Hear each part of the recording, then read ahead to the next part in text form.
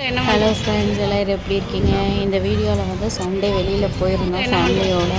அதை பற்றி தான் பார்க்க போகிறோம். வாங்க வீடியோக்குள்ளே போகலாம். இங்கே தான் அங்கே போயிருந்தாங்க குமாரசாமி லேக்குன்னு சொல்லி கோயம்புத்தூரில் சொக்கம்புத்தூர் ரோடு அந்த இடத்துல இருக்குது. மீன் பார்க்கு தான், குழந்தைங்களுக்கு நல்லாயிருக்கும் விளையாடுறதுக்கு.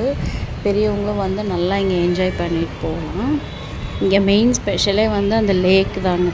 குளம் இருக்கும், பெரிய குளம். அதை சுற்றி குட்டி பார்க்கு மாதிரி கட்டியிருக்காங்க. குழந்தைங்களுக்காக நல்லாயிருக்கும் விளையாடுறதுக்கு.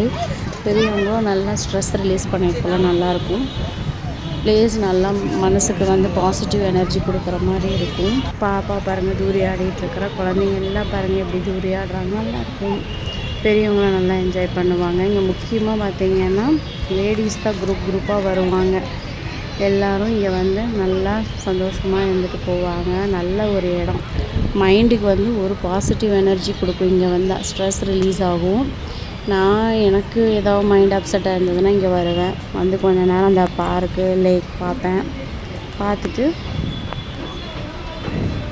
நல்லா என்ஜாய் பண்ணிட்டு போவாங்க. இந்த லேக்லேயும் இந்த இடம் தான் ரொம்ப முக்கியமான இடம். ஏன்னா இங்கே தான் தண்ணி இருக்கும். தண்ணிக்கு மேலே அந்த பிரிட்ஜு மாதிரி கட்டியிருக்காங்க.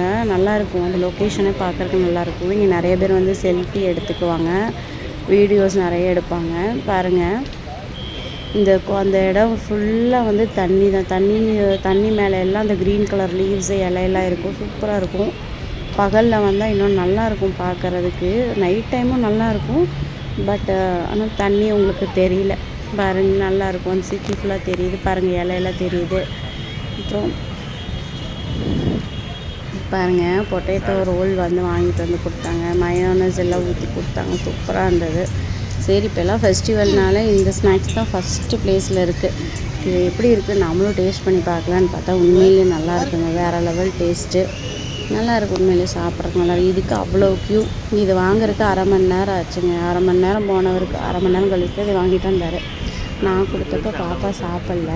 அவங்க அப்பா கொடுத்தானே பாருங்கள் எப்படி சாப்பிட்றான்னு. என்ன தான் நம்ம சாப்பிட்டாலும் அந்த குழந்தைங்களுக்கு வாங்கி கொடுத்து அவங்க சாப்பிட்றது சந்தோஷத்தை பார்க்குறதுக்கு நல்லா தான் இருக்கும். வாய் பாருங்களேன் எப்படி சப்பி சாப்பிட்றா. நல்லா இருக்குல்ல.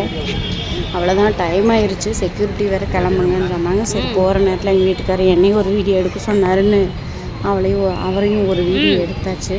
போகலாம். பாருங்கள் எப்படி இருக்குது. எல்லாம் கிளம்பியாச்சு. பார்க் பாருங்கள் வெளியில் பூட்டிட்டாங்க. அந்த கேப்பில் பாருங்கள் நானே என் பொண்ணும் செல்ஃபி எடுத்துகிட்ருக்கோம். அழகாக அவள் பண்ணுறது நல்லாயிருக்கா, நான் பண்ணுறது நல்லா இருக்கான்னு சொல்லுங்கள். கண்டிப்பாக அவள் பண்ணுறது நல்லாயிருக்குன்னு நினைக்கிறேன். நான் பண்ணுறது மகா கேவலமாக இருக்கும்னு பார்த்தாலே தெரியுது.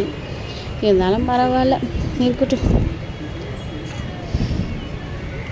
பாருங்க என்னை பச்சிப்பா. அப்புறம் பார்க்கு டைம் ஆகிடுச்சு. க்ளோஸ் பண்ண வேண்டிய டைம் ஆகிடுச்சு. எல்லாம் வீட்டுக்கு போகலாம்.